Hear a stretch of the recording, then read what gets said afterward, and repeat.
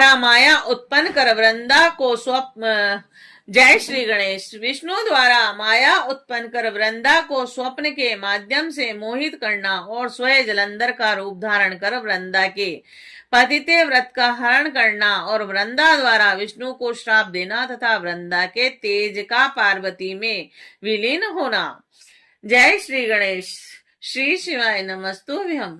व्यास जी बोले, हे सनत कुमार, हे सर्वज्ञ, हे वक्ताओं में श्रेष्ठ, अब आप बताइए कि विष्णु ने वहां जाकर क्या किया और उस स्त्री ने अपने धर्म को कैसे छोड़ा।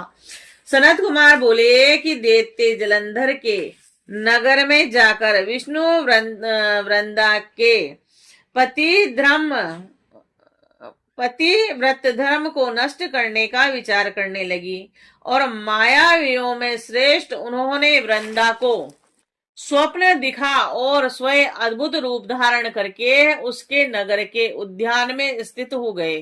और तब उनकी पतिव्रता पत्नी देवी वृंदा ने विष्णु की माया के प्रभाव से रात में दुस्वप्न देखा और उसने विष्णु की माया से स्वप्न में देखा कि उसका पति भैंसे पर आरूढ़ होकर शरीर में तेल लगाए हुए नग्न होकर काले पुष्पों से विभूषित हो राक्षसों के साथ दक्षिण दिशा की ओर जा रहा है और उसका सिर मुड़ा हुआ है और वह अंधकार से ढका हुआ है।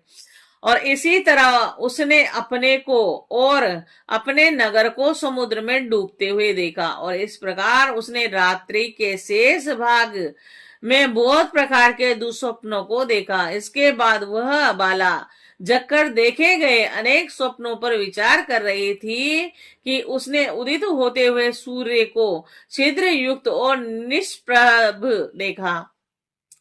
इन घटनाओं को अविनिष्टकारी जानकर वह भय से विहल हो गई और रोने लगी और उसे द्वार पर अटालिका आदि कहीं भी शांति नहीं मिली।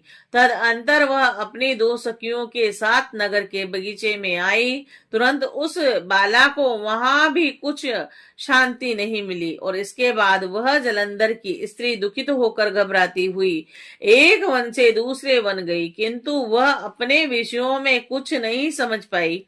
घूमती हुई उस बाला ने सिंह के समान मुख वाले चमकते हुए दाढ़ और दांत वाले भयंकर दो राक्षसों को देखा। उन दोनों को देखकर भय से विहल वह जो ही भागने लगी त्यों ही उसने शिष्य के साथ मौन बैठे हुए शांत एक तपस्वी को देखा। तदंतर भयभीत उसने उन तपस्वी के गले में भुजा रूपी लता को डालकर कहा कि हे मुने, मेरी रक्षा कीजिए, मैं आपकी शरण में आई हूँ। दो राक्षसों द्वारा पीछा की जाती हुई तथा भय से विहल उनको देखकर मुनि ने शब्द से ही उन दोनों राक्षसों को शीघ्र भगा दिया और हे मुने, उनके हुंकार मात्र से भयभीत होकर भागते हुए उन दोनों राक्षसों को देखकर वह दैत्येंद्र पत्नी वृंदा अपने मन में बहुत अधिक विस्मित हो गई। तद अंतर भय मुक्त वृंदा ने उन मुनि नाथ को हाथ जोड़कर दंडवत भूमि पर प्रणाम कर यह वचन कहा। वृंदा बोली, दया के सागर हे मुनिनाथ, हे दूसरों को पीड़ा को दूर करने वाले इन दुष्टों के घोर भय से आपने मेरी रक्षा की है।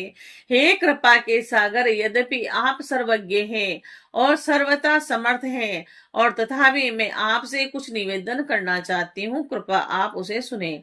हे प्रभु, मेरे स्वामी जलंधर रुद्र से युद्ध करने के लिए गए हैं और वे वहां युद्ध में कैसे हैं वह सुवर्त आप उसे मुझसे कहिए। सनत कुमार बोले कि उसके वाक्यों को सुनकर कपट करके मौन बैठा हुआ तथा स्वार्थ को सिद्ध करने में कुशल वह मुनि कृपा करके ऊपर की ओर देखने लगा और उसी समय दो बंदर आए और उनको प्रणाम कर सामने खड़े हो गए और उसके बाद उनकी भुओं के इशारों से नियुक्त होकर वे आकाश की ओर चले गए। हे मुनीश्वर, आधे क्षण में ही लौटकर जलंधर के मस्तक, धड़ और दोनों हाथों को लेकर वे उनके सामने खड़े हो गए और वह वृंदा सिंधु नंदन जलंधर के सिर, धड़ और दोनों हाथों को देखकर पति के दुख से दुखित तथा मूर्छित होकर भूमि पर गिर पड़ी और विलाप करने लगी। वृंदा बोली, है प्रभु, जो आप पहले सुख की बात सुनाकर मुझे प्रसन्न किया करते थे, वही आज आपने अपनी निरपराध पत्नी से बोलते क्यों नहीं हैं? ओह, जिन्होंने पहले गंधर्वों के साथ युद्ध और देवताओं को भी पराजित कर दिया था, वे ही त्रिलोक के विजयी आज एक तपस्वी से कैसे मारे गए? हे दैत्य श्रेष्ठ, मैंने आपसे पूर्व में कहा था कि शिव पर ब्रह्म है, परंतु आपने रुद्र के तत्व को न जानकर मेरे उस वाक्य को स्वीकार नहीं किया। आपके सेवा के प्रभाव से मैंने जान लिया था कि आप कुसंग के वशीभूत होकर गर्व के कारण मेरी बात नहीं मान रहे। अपने धर्म में प्रायण जलंधर की पत्नी इस प्रकार कह कहकर दुखी हृदय से अनेक प्रकार से विलाप करने लगी। तदंतर दुख से उच्छ्वास छोड़ती हुई तथा धैर्य धारण कर वह वृंदा उन मुनि श्रेष्ठ को प्रणाम कर हाथ जोड़कर बोली, हे कृपा निधि, हे मुनि श्रेष्ठ, दूसरे का उपकार करने में ही आपका आदर है, इसीलिए मुझ पर कृपा करके हे साधु मेरे स्वामी को आप जीवित कर दें। हे मुनीश्वर, मैं समझती हूँ कि आप पुनः इनको जीवित करने में असमर्थ हैं, इसीलिए मेरे प्राणनाथ को आप जीवित कर दें। सनत कुमार बोले कि इस प्रकार कहकर पतिव्रत धर्म में तत्पर वह दैत्य पत्नी दुख से श्वास छोड़ती हुई उसके पैरों पर गिर पड़ी। मुनि बोले, यह युद्ध में रुद्र के द्वारा मारा गया है और इसीलिए इसको जिलाने में मैं समर्थ नहीं हूँ, क्योंकि रुद्र के द्वारा युद्ध में मारा गया व्यक्ति कभी जीवित नहीं होता। यद्यपि शरणागत की रक्षा करनी चाहिए और इस शाश्वत धर्म को जानता हुआ मैं कृपा से युक्त होकर इसे जीवित कर देता हूँ।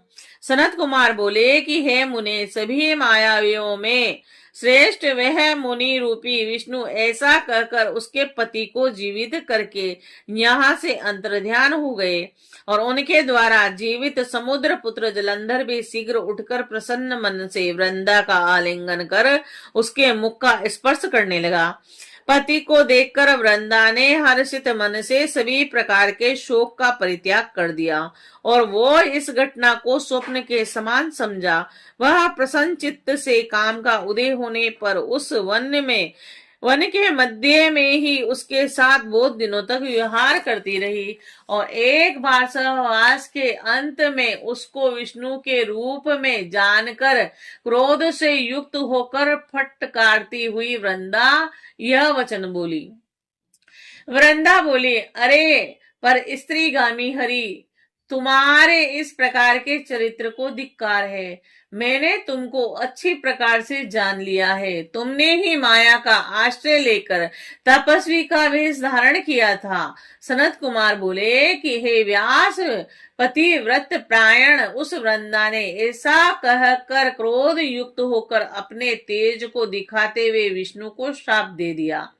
और हे माधम, दैत्य शत्रु, तुम दूसरे के धर्म को दूषित करने वाले हो, इसीलिए अरे शट, सभी प्रकार के विषयों से तीव्र मेरे द्वारा दिए गए श्राप ग्रहण करो। तुमने अपनी माया से जिन दो पुरुषों को दिखाया था, वे ही दोनों राक्षस बनकर तुम्हारी पत्नी का हरण करेंगे और तुम भी पत्नी के दुख से दुखी होकर वानरों की सहायता लेकर वन वन भटकते हुए घूमो। और यह जो सर्पों का स्वामी शेषनाग तुम्हारा शिष्य बना था, यह भी तुम्हारे साथ भ्रमण करे।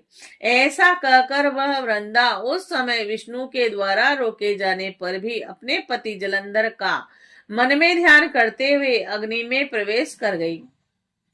हे मुने, उस समय उनकी उत्तम गति को देखने की इच्छा वाले ब्रह्मा आदि सभी देवता अपनी भार्याओं के साथ आकाश मंडल में स्थित हो गए और उस समय दैत्य पत्नी की वह परम ज्योति देवताओं के देखते देखते ही शीघ्र अदृश्य हो गई और शिवा पार्वती के शरीर से उस वृंदा का तेज विलीन हो गया।